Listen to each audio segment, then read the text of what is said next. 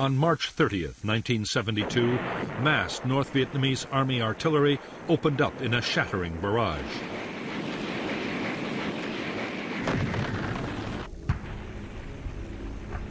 The targets for the guns and rockets were South Vietnamese positions across the demilitarized zone, separating north and south.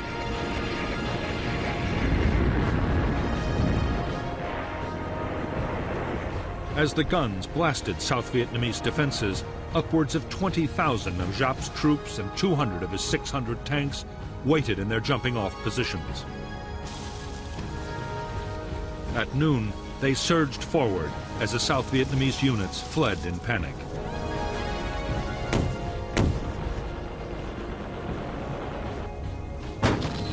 Facing the northern onslaught was a weak South Vietnamese infantry division and a Marine brigade.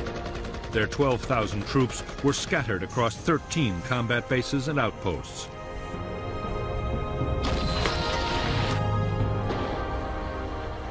The enemy assault caught the infantry division just as it was moving regiments from one position to another.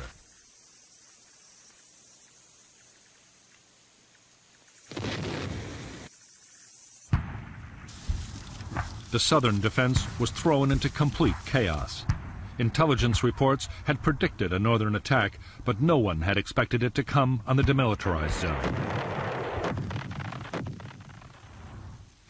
After 2 days of confused fighting, on April 2nd, the South Vietnamese began to retreat to a new defensive line.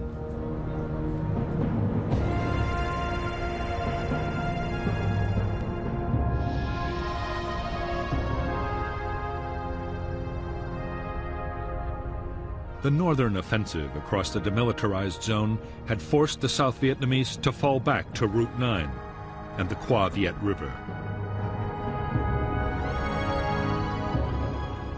To the west, the line was held by Camp Carroll, the Rock Pile, and the My Loc combat base. In 2 days, these bases fell and the NVA pushed to within 10 miles of Quang Tri City.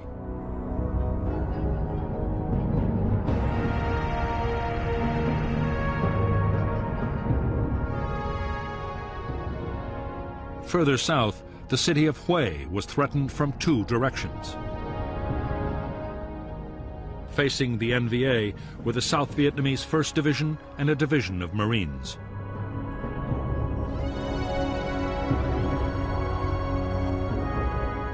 The attack opened on April 1st, 1972. To the west, the 324B Division pushed Southern forces back in heavy fighting.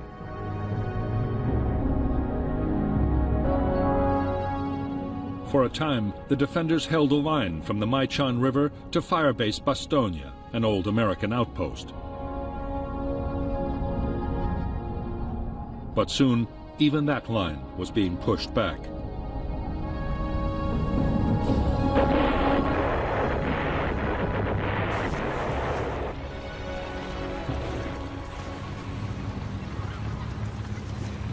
The North Vietnamese attack on Quang Tri City and the push towards Hue were furious assaults. But on April 9th, after a few days of fighting, the NVA were forced to halt their attacks and resupply.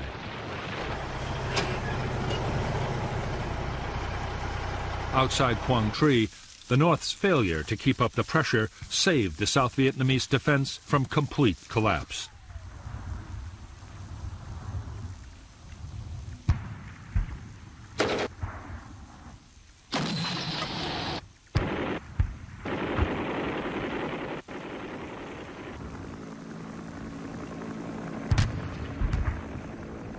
For the first few days of the northern offensive, poor weather had prevented full-scale intervention by American aircraft.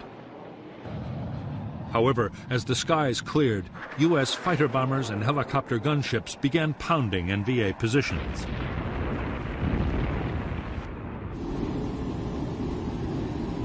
They were joined by massive air reinforcements rushed to the region, including B-52s and 4 more aircraft carriers.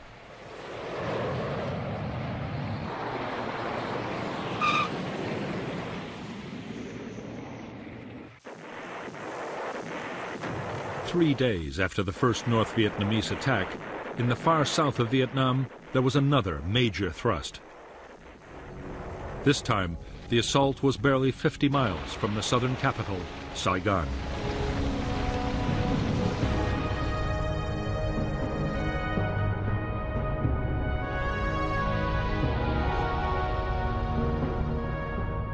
The South Vietnamese forces defending Saigon were the 18th Division, the 5th Division, and the 25th, along with 3 Ranger groups.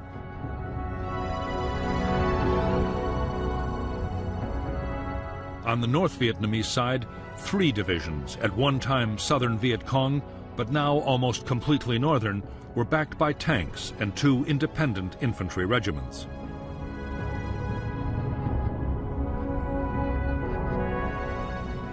The North Vietnamese first launched a diversionary attack towards Tay Ninh City, overrunning South Vietnamese garrisons.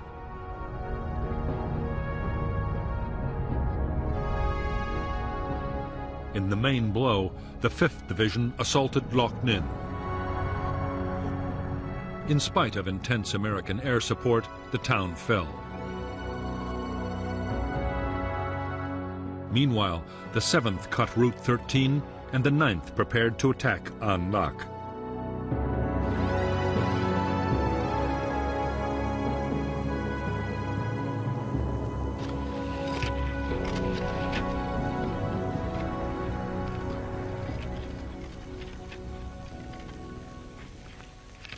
At An Lac, more than 12,000 North Vietnamese were besieging less than 1,500 South Vietnamese army troops.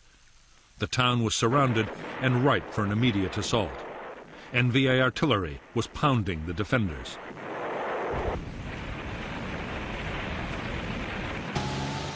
The assault at An Lac had been entrusted to the 9th Division, but almost a week passed and the division still hadn't launched its attack.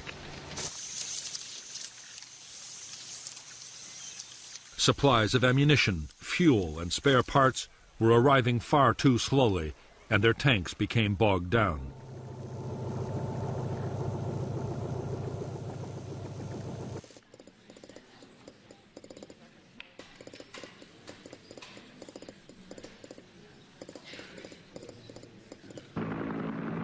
During the holdup, American helicopters were ferrying men and supplies into the threatened city.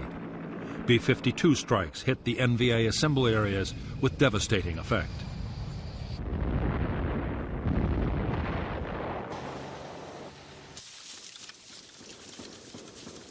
The NVA finally mounted its assault on An Lac on April 13, 1972. At once, American helicopter gunships pounced on the attackers. In 3 days of mass infantry assaults, spearheaded by tanks, North Vietnamese troops managed to seize the northern part of the city. But they failed to break the defense. The 4,000-strong South Vietnamese force, reinforced by elite airborne units, held their positions and launched furious counterattacks, accompanied by renewed B-52 strikes. The carnage would continue until on May 15th, the Viet Cong forces withdrew.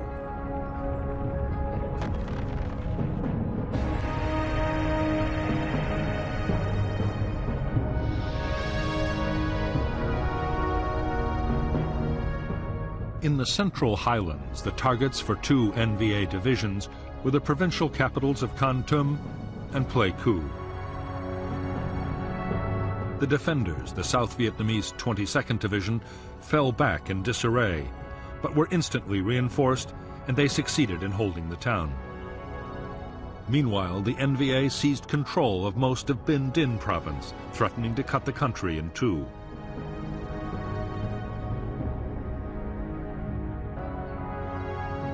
On April 6th, Nixon ordered the resumption of full-scale airstrikes over the north and naval gunfire to support the beleaguered South Vietnamese.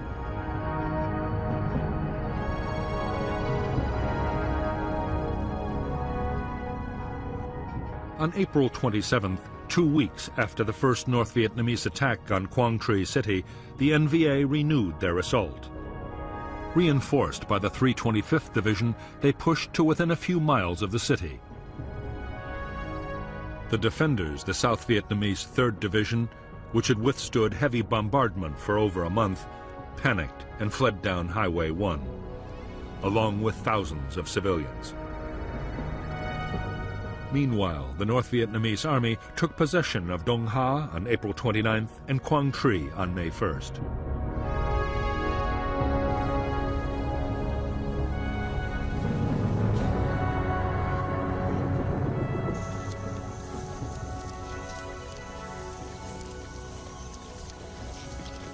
Abandoned by their officers, the flight of the South Vietnamese Army's 3rd Division, along with the soldiers' families and the inhabitants of Quang Tri, was a rout. In the confusion, bridges were blown too soon, stranding men and equipment. The road had been mined, and the North Vietnamese added to the chaos by shelling the retreating columns with tank and artillery fire. As many as 20,000 may have been killed or wounded, many of them civilian refugees. The fear now was that the NVA would follow up their victory by storming down Route 1 to the city of Hue. There, the South Vietnamese Army's 1st Infantry Division and 2 brigades of Marines were dug in round the city. In fact, massive American firepower, including the heavy guns of warships offshore, made certain the northern divisions could advance no further.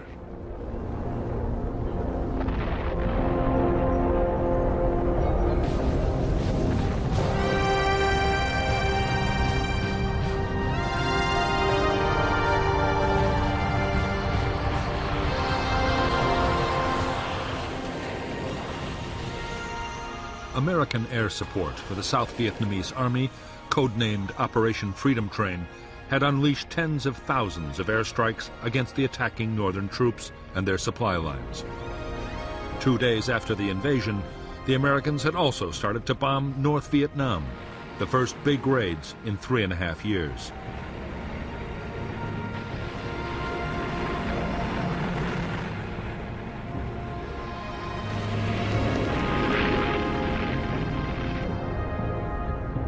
American bombers, including B-52s, were attacking military facilities, supply depots, rail yards, and fuel storage.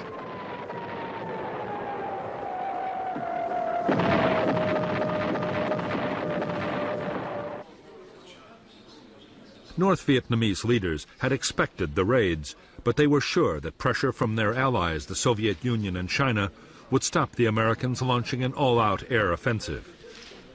The North had miscalculated badly.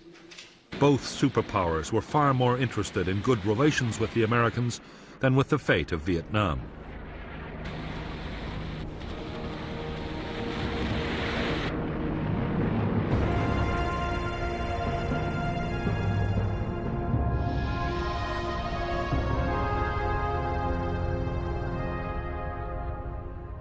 The American airstrikes on both South and North Vietnam were launched by Air Force planes from Thailand, Navy aircraft from carriers in the Gulf of Tonkin, and B-52s from Thailand and the Pacific. By June, 77 aircraft were brought down by NVA gunfire. The attack swept northward and within 2 weeks were hitting targets around Hanoi and Haiphong. In a second phase, codenamed Operation Linebacker, power stations and airfields were hit. The strategic port of Haiphong and 6 other harbors were mined and closed to all sea traffic. Soon after, the rail and road transport links to China were the targets for heavy raids.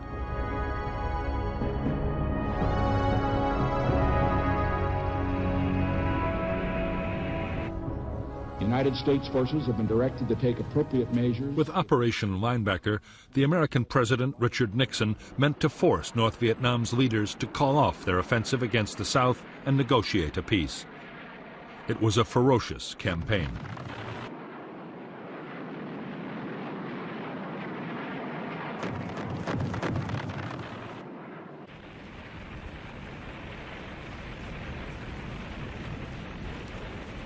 The intensity of the bombing shocked North Vietnamese leaders. Worst of all, their allies did no more than protest. Even when Soviet ships in Haiphong were damaged, there was no dramatic reaction from the Russians.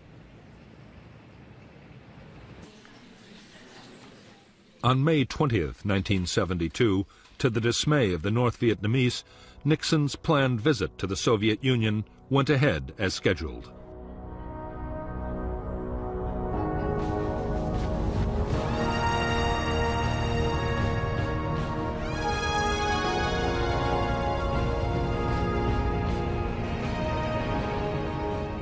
On July 19th, the South Vietnamese Army, with U.S. air support, began a drive to recapture Binh Ninh province and its cities. The battles would last until September 15th, by which time Quang Tri was reduced to rubble. The NVA, however, still held the northern part of the province. In 5 months of battles, the attackers reckoned they had killed 100,000 NVA and NLF troops and had captured vast quantities of weaponry. The offensive was over.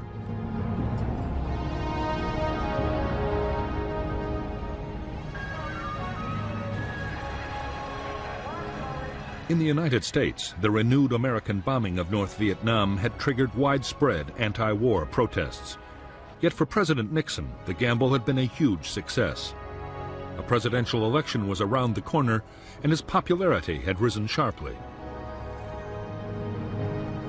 Now, Nixon wanted an agreement with North Vietnam that would free American prisoners of war and allow the remaining 32,000 U.S. troops in the South to leave.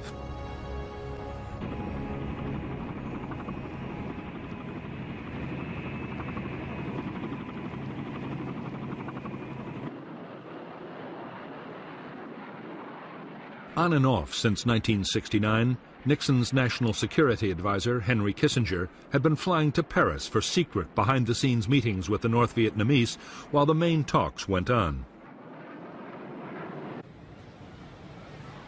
Up to now, the talks had been in stalemate, but suddenly the northern envoy, Lee Duc-Tho, offered a deal. 3 weeks of intense negotiations produced an outline agreement.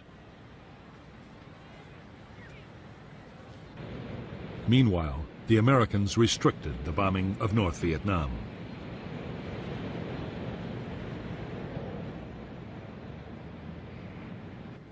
The negotiations in Paris had been carried on without consulting South Vietnamese President Nguyen Van Thieu.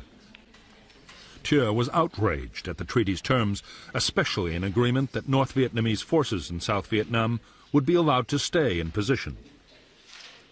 Thieu demanded drastic changes, and soon the peace talks were again in deadlock.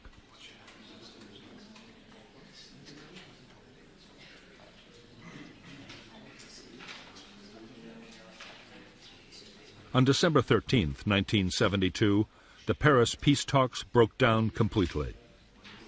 Nixon was furious.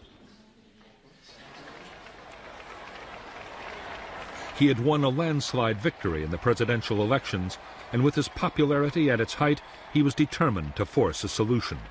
He ordered his military chiefs to prepare a massive bombing campaign against North Vietnam. Publicly, he gave northern leaders 72 hours to agree to return to the negotiating table.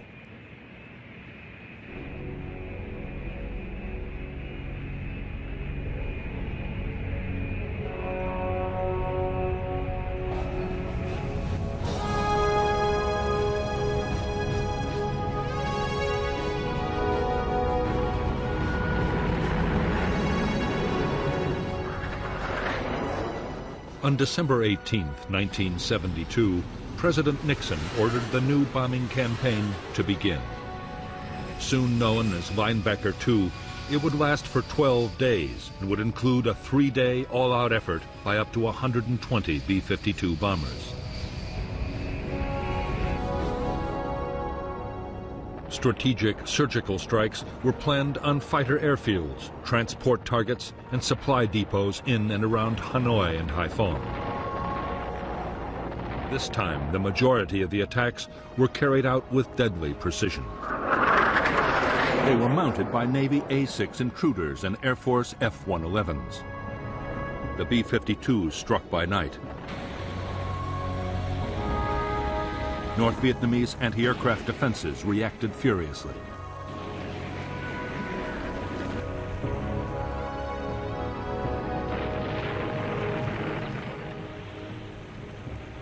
As the defenses learned the paths taken by the B-52s to and from their targets, SAM anti-aircraft missiles took a heavy toll. 15 B-52s were shot down.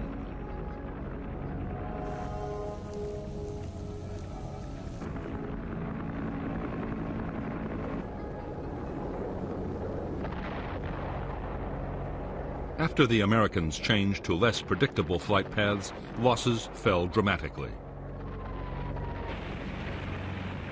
By the 11th day, when North Vietnam agreed to talk peace, its air defense system had been wrecked. The bombers had utterly destroyed the North's industries, power plants, and transport system, and mistakenly hit the city's Bach Mai hospital.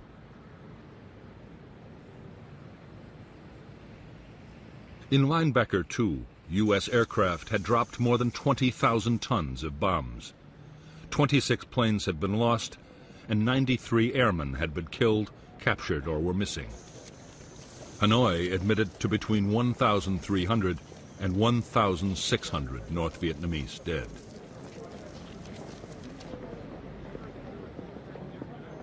On January 8, 1973, Henry Kissinger and Le Duc Thu restarted their talks in Paris. In 6 days, they hammered out an agreement. This time, the Americans had told the South Vietnamese that they would get no more U.S. financial aid if they opposed the deal. On the 27th of January, 1973, all the warring parties signed a ceasefire.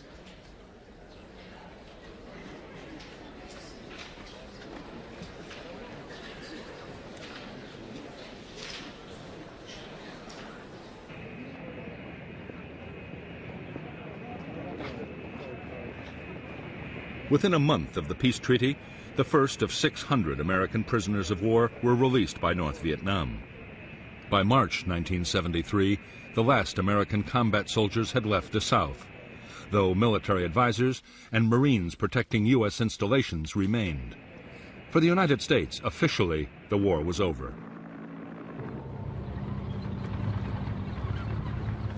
The war in Vietnam had been the longest conflict in American history, costing more than $150 billion. The U.S. armed forces had been left exhausted, barely able to meet their commitments across the globe. Of the more than 3 million Americans who had served, almost 58,000 were dead and over 1,000 missing in action. For every soldier killed, 6 had been wounded, 150,000 seriously.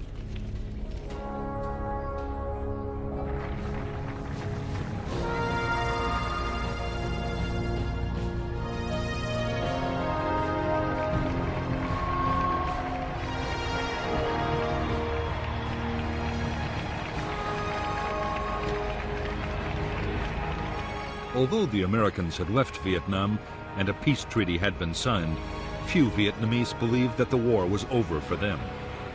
The agreement had left 200,000 northern troops occupying strong positions inside the South. At the last minute, the Americans had given South Vietnam vast quantities of new weapons and was still giving large amounts of financial aid.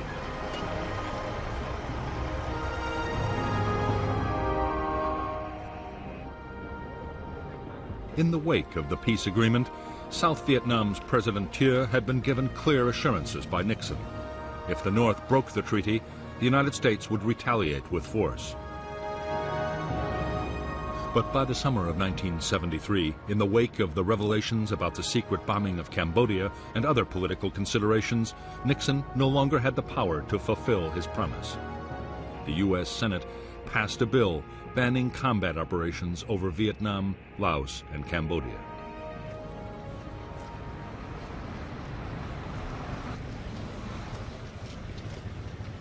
In Hanoi, the North's leaders decided that the first priority now was to rebuild their battered forces. They would avoid big battles and instead try to regain important ground with small attacks in areas where the enemy was weakest.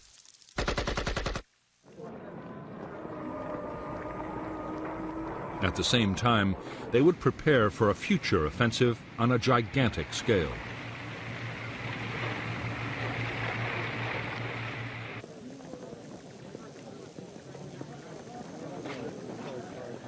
North Vietnamese commanders were determined that this campaign should not suffer the supply holdups that plagued the 1972 invasion. In Laos, the Ho Chi Minh Trail was modernized, while engineers began building a proper two-lane road just inside South Vietnam. It would be able to take heavy trucks and tanks from the north to within 70 miles of Saigon. Engineers also began laying 3,000 miles of fuel pipeline, planned to run from the demilitarized zone to the Mekong Delta.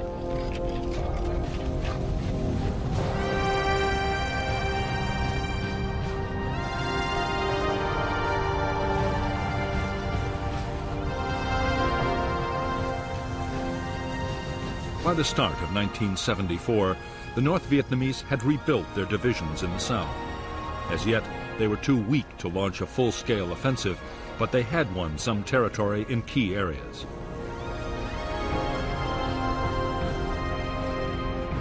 On the South Vietnamese side, government forces seemed to be holding up well, but in the country, a crisis was looming.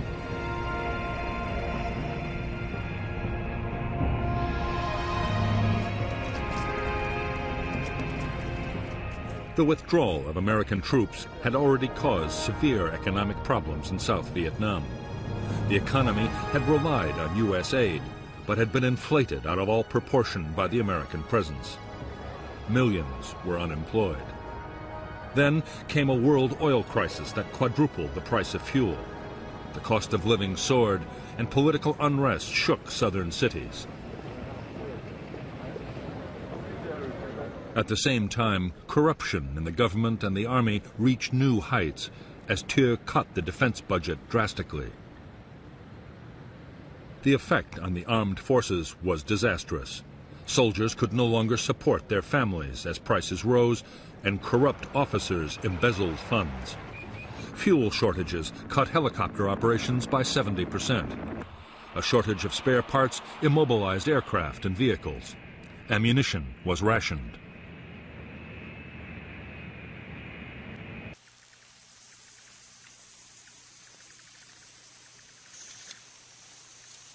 Steady cuts in American financial aid would add to the overriding sense of decay. The American tap was being slowly turned off. At the same time as the Army's morale began to crumble, political support for President Thieu started to evaporate. Religious groups, ethnic minorities, the press, and even some senior military officers came out against him. Then, on August 9th, 1974, Thieu also lost his most powerful backer.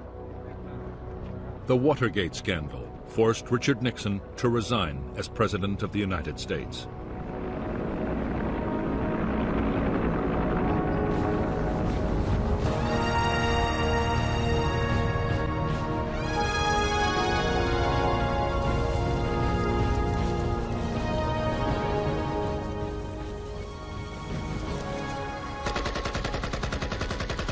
The North Vietnamese army used the spring and summer of 1974 to improve its position in South Vietnam.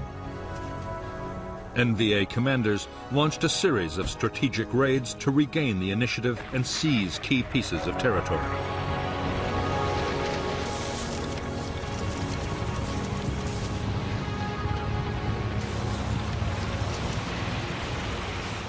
In 5 months of fighting, the North Vietnamese succeeded in gaining most of the ground they wanted. Their troops also gained valuable combat experience. Meanwhile, northern leaders argued about the timetable for the main offensive. At the 21st plenum held in Hanoi in October 1973, they decided to give priority to a military rather than a political offensive. While Giap remained chairman of the military committee, the day-to-day running of the army went to Van Tien Dung. It was Dung who would plan and lead the final assault. They hoped that this offensive would bring, after 10 years of struggle, the final victory.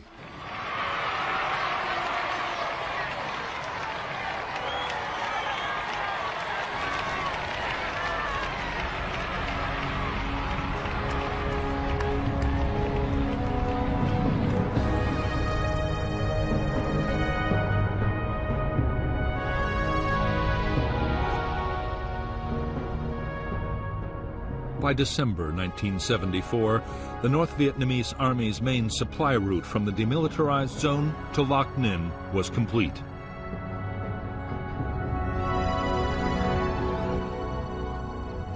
The strategic raids had pushed the South Vietnamese Army towards the coast. Northern artillery now threatened several major cities. In the Saigon area, northern forces had gained ground on 3 sides of the capital.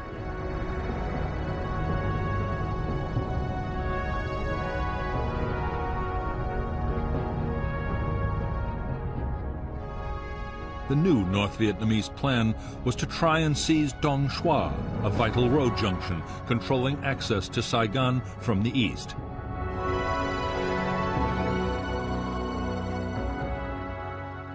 On December 26, 1974, the 7th NVA Division captured Dong Xoa. Next came diversionary attacks to pin down South Vietnamese forces.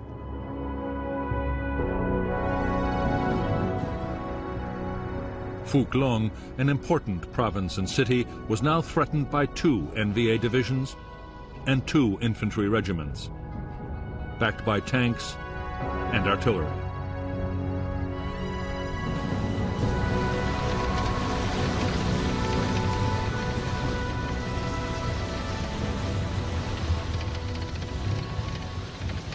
The North Vietnamese forces encircling Phuoc Long city were more than 15,000 strong.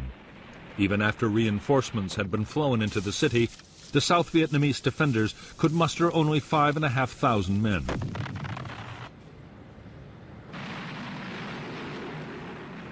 The Southern Air Force was short of serviceable planes, and faced by heavy anti-aircraft defenses, it achieved almost nothing.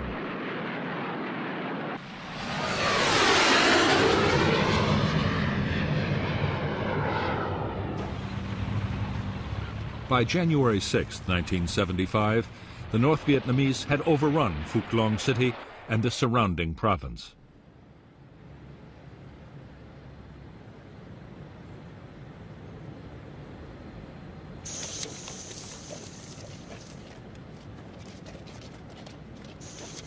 The loss of Phuoc Long was a disaster for the South Vietnamese. Confidence in President Thieu fell to a new low.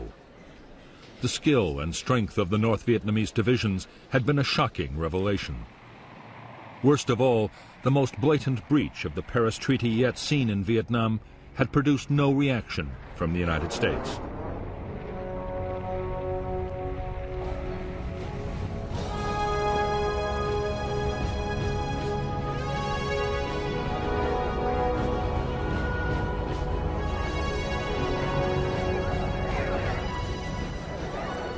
To North Vietnamese leaders, the latest battles were proof that the Americans would not use their air power to defend South Vietnam.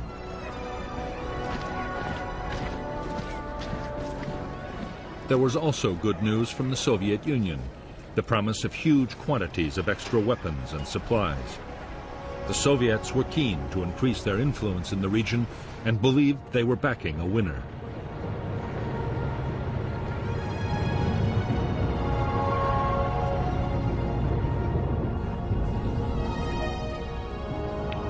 Even though North Vietnam now had the support it needed, its leaders still meant to move cautiously.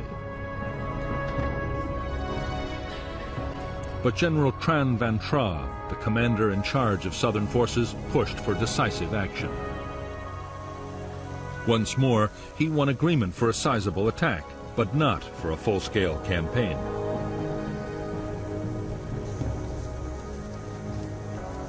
South Vietnamese generals had long ago been given clear orders about how they were to react to any northern offensive. They were to hold on to every scrap of southern territory, and their forces had been deployed for a defense on all fronts.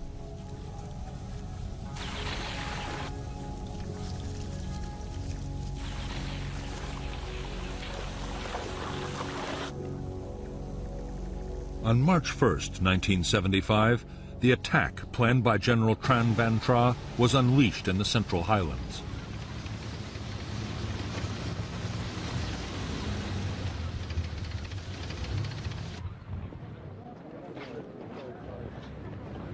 As ordered, government forces meant to stand and fight. But suddenly, President Thieu, the southern leader, changed the plan completely.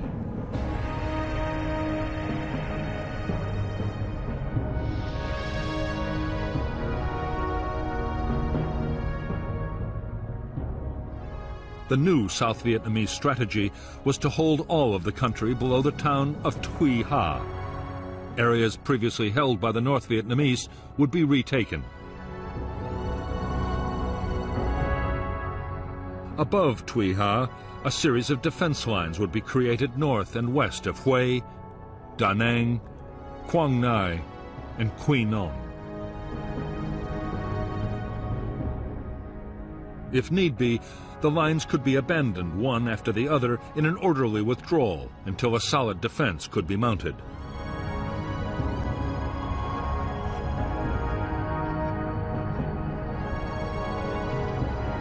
This latest North Vietnamese attack had begun with diversionary actions against the strategic cities of Pleiku and Kon Tum.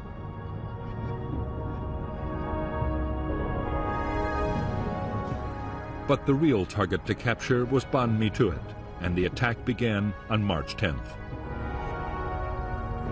The southern 23rd Division mounted a counterattack, but failed hopelessly when South Vietnamese planes scored a direct hit on their own divisional operations center, ending any organized defense. A new plan was then put into effect.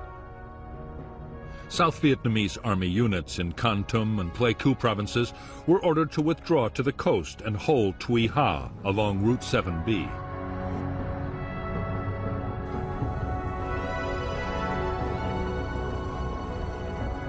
President Thieu's order to the South Vietnamese army to abandon the Central Highlands did not include the regional military forces and the militia.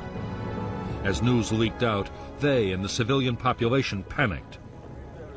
What was supposed to be an orderly withdrawal soon descended into complete chaos. Military units, their families, and 400,000 fleeing civilians jammed the primitive road. The 120-mile retreat down Route 7B was a nightmare. North Vietnamese artillery shelled the column, and NVA infantry blocked the road. Food and water ran out. A South Vietnamese Ranger battalion of 700 men successfully cleared the NVA roadblocks, but was itself eventually wiped out.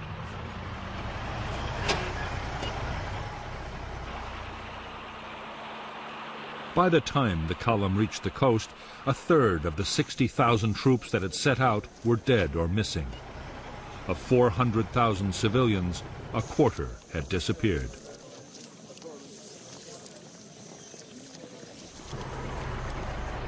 Meanwhile, the North Vietnamese army launched a second major attack. 100,000 men converged on the major cities of Quang Tri, Hue, and Da Nang. They were spearheaded by powerful armored forces and backed by 8 full regiments of artillery. And when news of the debacle in the Central Highlands reached these cities, panic set in. Worse still, the South Vietnamese Elite Airborne Division, based north of Hue, was ordered to return to Saigon.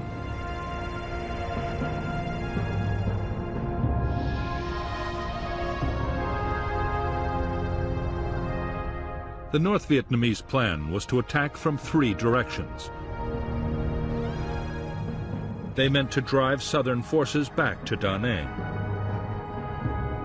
There, the enemy would be trapped and destroyed. Quang Tri province was quickly captured, followed by the town of Tam Kỳ to the south. Refugees surged along Route 1 towards Da Nang. At the same time, the NVA advance threatened to cut Route 1. South Vietnamese army units were now ordered to abandon Hue and Chu Lai and retreat to Da Nang.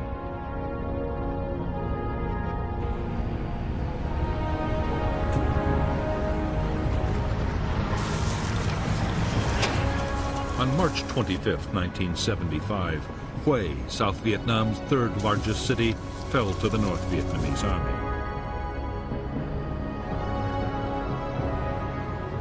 The mass of refugees were by now converging on Da Nang. Over 2 million were already crammed into the city, including tens of thousands of armed deserters.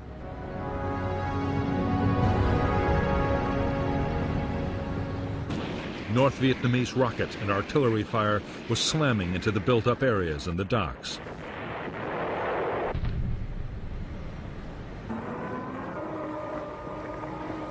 Fleets of ships and small boats crammed the harbor, and there was a frantic scramble for places. Thousands drowned or were crushed. Many were shot by troops or armed civilians in the desperate competition to escape.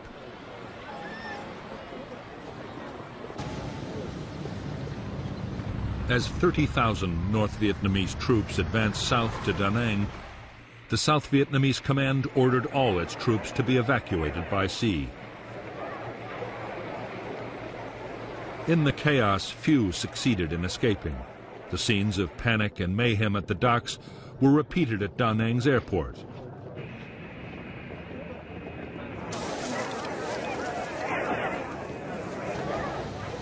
Over the next few days, the NVA just rolled into town after town without a fight, towns abandoned by the South Vietnamese forces.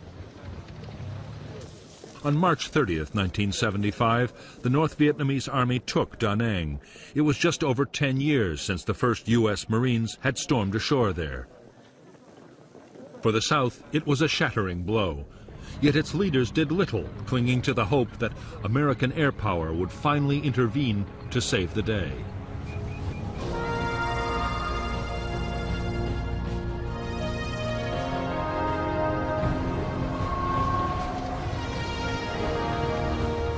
By early 1975, 5 weeks into its campaign, the North Vietnamese army had made stunning gains.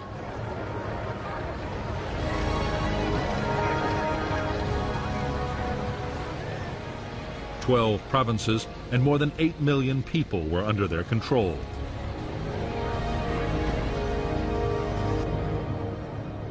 The South Vietnamese army had lost its best units, over a third of its men, and almost half its weapons.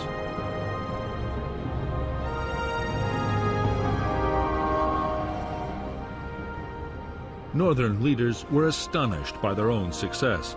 The question now was, could they press ahead and take the capital, Saigon, in a war-winning blow? Originally, they had not planned to get this far until 1976, but now it would have to be done within 3 weeks, before the rainy season disrupted operations.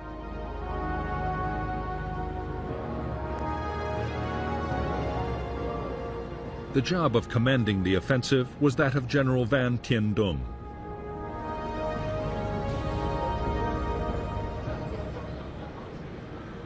His deputy was General Tran Van Tra, the man whose aggressive strategy had opened the way to Saigon.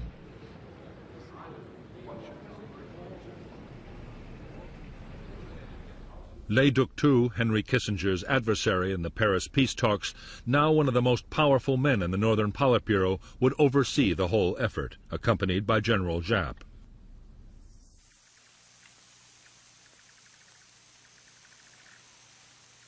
The final offensive was named the Ho Chi Minh Campaign.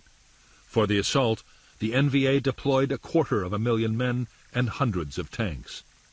The troops were superbly equipped and supported by massed artillery.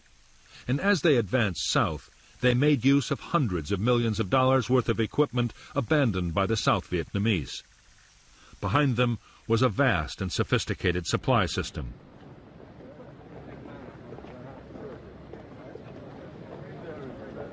North Vietnamese transport aircraft and ships were now ferrying men and materials into captured airfields and ports in South Vietnam.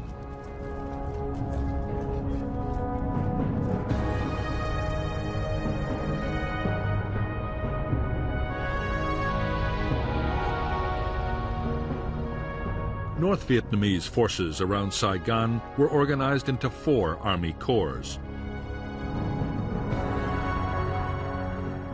Each was made up of 3 or 4 divisions and was given a line of approach to the city. Facing them were 4 South Vietnamese divisions, along with remnants of an airborne division, an armored brigade, and units of rangers.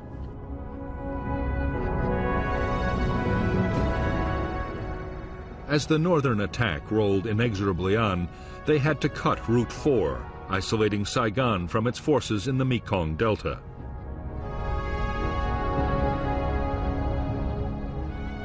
Xuan Lac, a key road junction covering the air bases at Ben Hoa, and Tan Son Nhut would be seized, opening up a route to the capital from the east.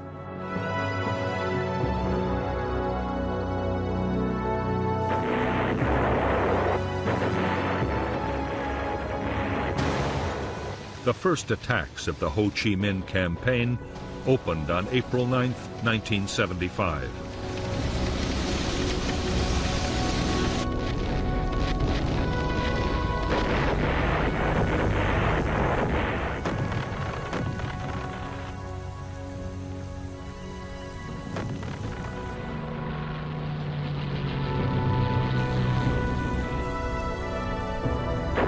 The only effective resistance to the advance took place at Xuan Lac, where for almost 2 weeks Southern forces made a desperate and die-hard stand.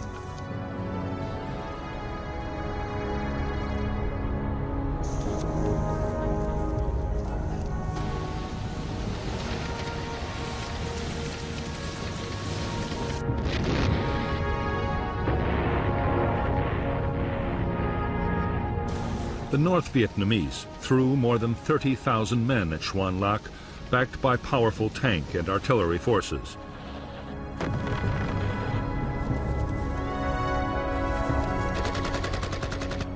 Against all the odds, the 6,000 men of the South Vietnamese 18th Division refused to crack.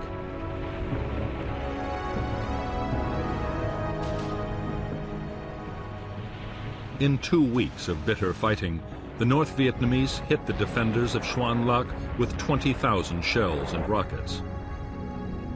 Still, Southern forces drove back mass infantry attacks.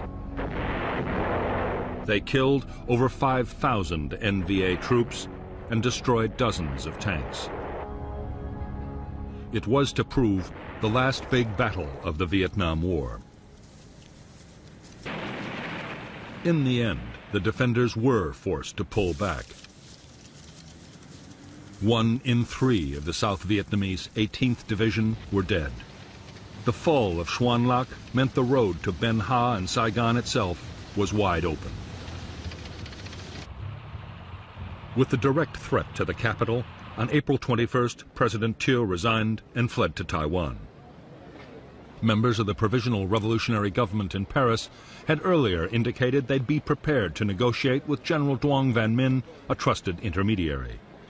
However, for the moment, the southern government was paralyzed. A mass exodus of foreigners, government officials, and the remaining Americans was already underway. Saigon docks were crammed with boats as thousands tried to escape by sea.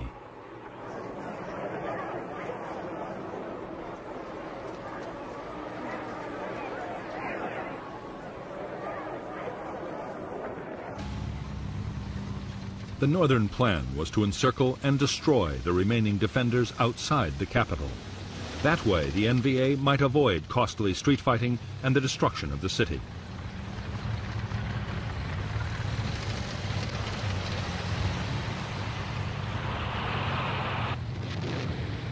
On April 25, 1975, they launched their final assault.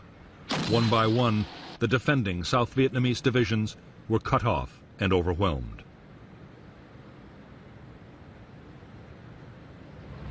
On April 28th, as NVA forces pressed in on the city, General Min was sworn in as president. Attacks on Tan Son Nhut Airport closed its runways. Only helicopters now offered a way out. Starting on April 29, 1975, U.S. Marine and Air Force helicopters flying from carriers offshore began a massive airlift. In 18 hours, over 1,000 American civilians and almost 7,000 South Vietnamese refugees were flown out of Saigon.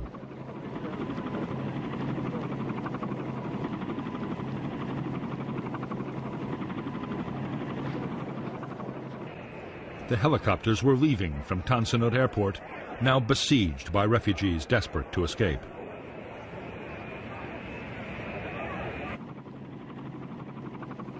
The scenes of panic and chaos were repeated at the U.S. Embassy, where helicopters were landing and taking off from inside the grounds.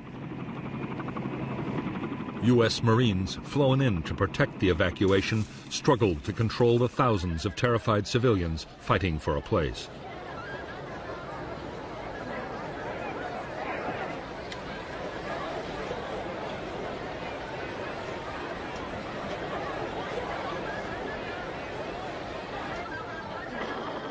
At 4:03 a.m. on April 30th, 2 U.S. Marines were caught in a Viet Cong rocket attack on the airport.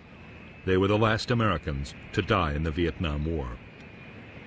A constant stream of American helicopters shuttled between embattled Saigon and the rescue fleet off the coast. At the same time, South Vietnamese military pilots were using their own or commandeered aircraft to escape. The decks of some American ships became so crowded that helicopters had to be pushed overboard.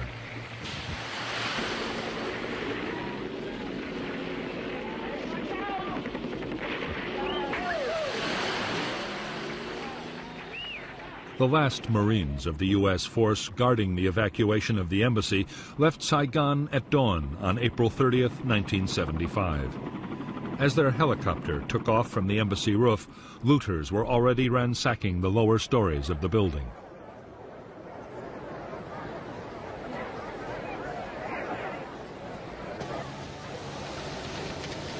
Five hours after the last Americans had gone, North Vietnamese tanks rolled through the streets of the South Vietnamese capital. The government had ordered the army to lay down its weapons, and there was almost no resistance.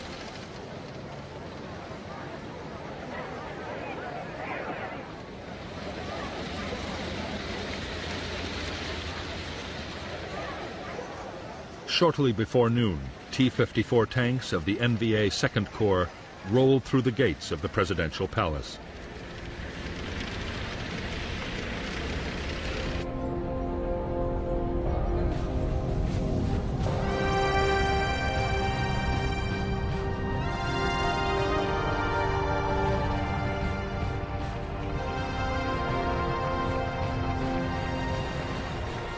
The bitter war, which ended on April 30th, 1975, had claimed the lives of huge numbers of Vietnamese.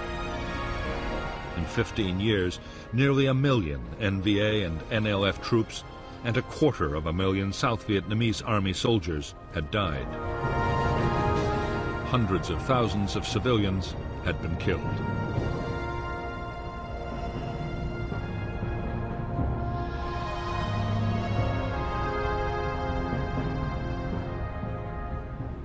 After the victory, Northern officials moved quickly to take control of every aspect of Southern life. Even the NLF had little say as Hanoi tightened its grip. Soon, hundreds of thousands of people, officers and men from the South Vietnamese Army, and those believed tainted by the old regime, would be sent to re-education camps.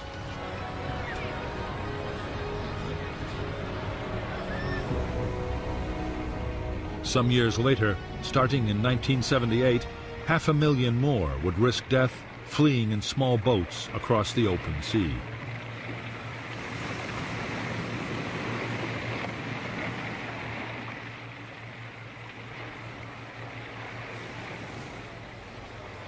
Although the war was over, peace in Indochina did not last long.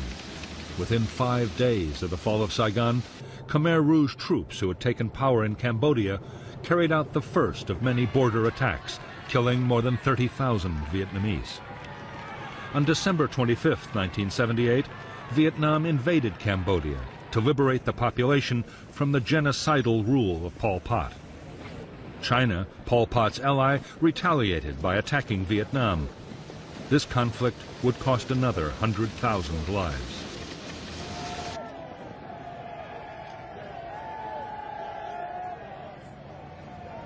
For the United States, the Vietnam War left a painful legacy of bitterness and division. As the nation tried to forget a humiliating and frustrating episode in its history, those who had served were ignored or greeted with outright hostility. It was 1982 before veterans of the conflict were finally recognized with the building of the Vietnam Memorial. For America, only then could the ghost of Vietnam finally begin to be laid to rest.